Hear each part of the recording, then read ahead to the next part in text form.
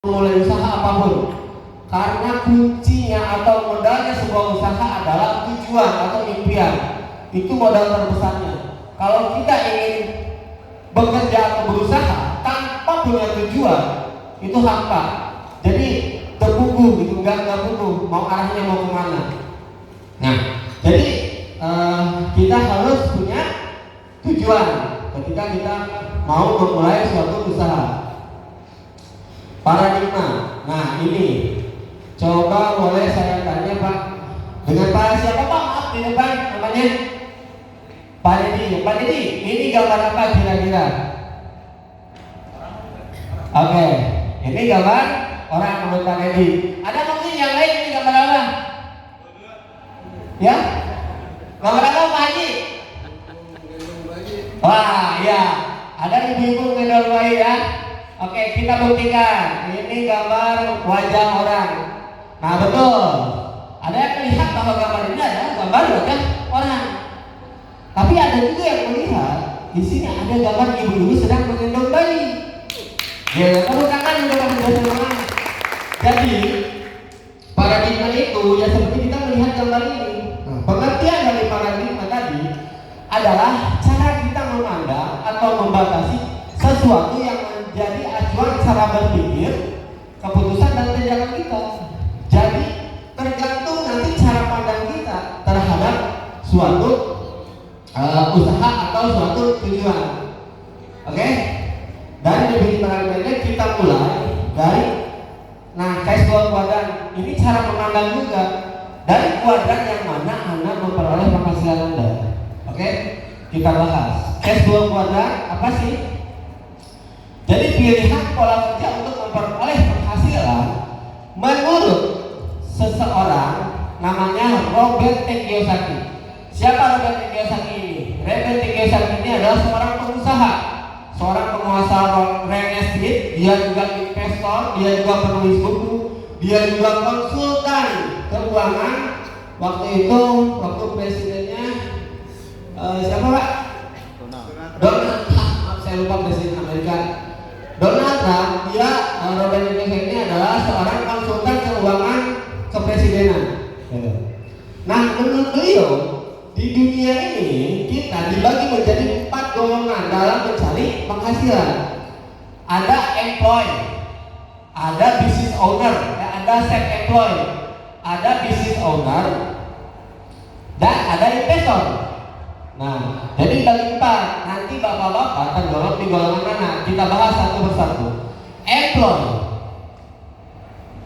Employee. Nah, employee ini adalah pekerja atau karyawan. Employee ini golongan ini bekerja pada orang lain. Nah, jadi golongan ini adalah golongan orang-orang yang bekerja pada orang lain. Nah, ciri-cirinya adalah dia melamar pekerjaan, gitu, waktunya terbatas karena rutinitas setiap hari. Tidak bisa memerintah diri sendiri, resiko umur, zona aman semu, karena pola kerjanya di sini aktif income. Nah, cara mendapatkan uangnya mereka barter waktu dengan uang. Itu. Nah, catatan situasi zona aman ini selalu diinginkan oleh hampir seluruh masyarakat Indonesia, khususnya para orang tua. Setiap mereka, kalau orang tua menyekolahkan anak, pasti tujuannya untuk bekerja, untuk mendapatkan gaji, gitu. Nah, inilah doktrin sosial yang ada di negara Indonesia, gitu kan? Nah, ini golongan employee atau pekerja. Yang golongan yang kedua adalah self-employed. Ya, self-employed itu adalah bekerja pada diri sendiri. Nah, jadi saya melakukan pekerjaan dengan kemampuan yang saya miliki. Saya menggaji diri saya sendiri. Biasanya golongan ini itu pendidikannya harus tinggi atau mereka punya skill yang tinggi. Nah, waktunya juga terbatas. Mereka harus kerja keras bos untuk diri sendiri. Iya, tapi dia juga ada resiko umurnya, modalnya juga besar di sini, gitu kan? Nah, pola kerjanya aktif income. Nanti saya jelaskan apa itu aktif income. Ini cari uangnya ya betul waktu dengan uang.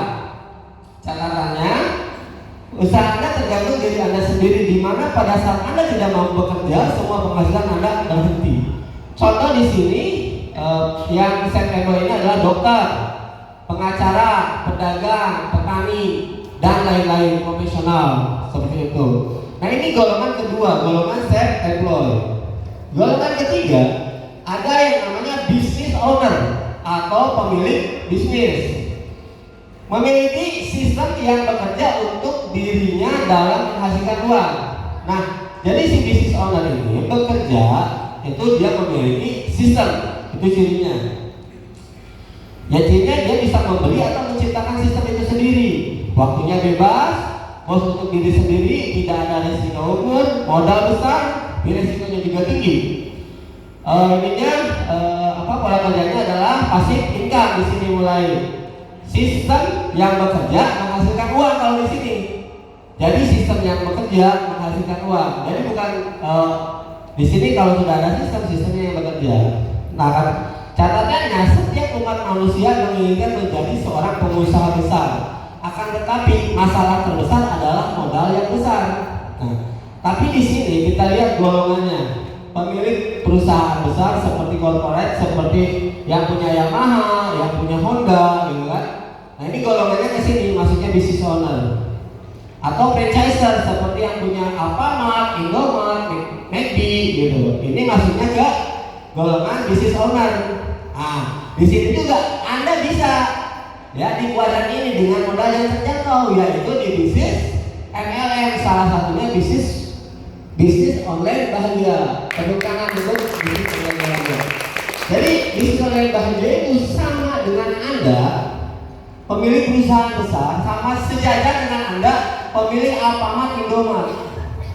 Nah jadi disinilah di kuadran inilah Anda berada sekarang, gitu kan? Nah kuadran yang terakhir adalah kuadran investor. Kuadran investor itu adalah penanam modal. Nah, saya mau memberikan atau menanamkan uang yang saya berikan menjadi suatu investasi, di mana uang yang akan bekerja menghasilkan uang. Nah ini jadi ciri-cirinya ya harus banyak uang ya, terus waktu yang bebas, bos untuk diri sendiri, tidak ada risiko umur, modal besar dan berisiko. Pola kerjanya passive income. Jadi sini uang yang bekerja untuk menghasilkan uang. Kalau pola kerja yang ini, gitu. Nah jadi investasi pada aset yang benar membuat Anda bebas uang dan bebas waktu. Di sini contohnya saham, obligasi, properti, reksadana. Nah jadi 4 kuadran tadi itu diciptakan oleh Robert Kiyosaki. Ini orang Jepang, keturunan Jepang tapi kewarganegaraan Amerika. Nah cuma jadi dia ini bukan di sini dibahas. Dia menulis bukunya ada di Keskotua, dan buku ini bisa didapatkan di online atau di toko buku di Gramedia juga masih ada. Jadi ini bukan bukunya bisnis MLM ya, atau bisnisnya untuk marketing. Jadi ini ada di toko-toko buku. Nah